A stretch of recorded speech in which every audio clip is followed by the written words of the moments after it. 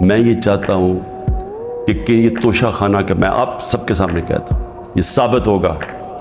کہ ساری چیزیں میں نے قانون کے بیچ میں کی، لیکن میں یہ بھی کہتا ہوں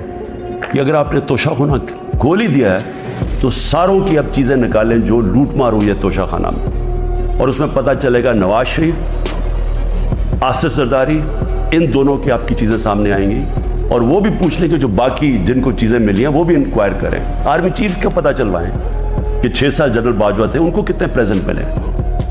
اور ہم سب جانتے ہیں کہ وہ ان کو ہم سب سے زیادہ پریزنٹس ملے، وہ بھی سارے ڈکلیئر کروائیں، اور پتہ چلوائیں کہ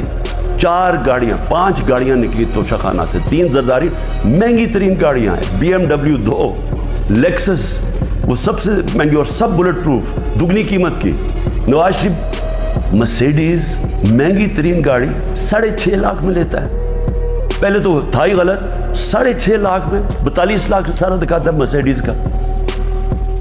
اور اس کے اوپر کوئی انکوائری نہیں، مریم اس کو جو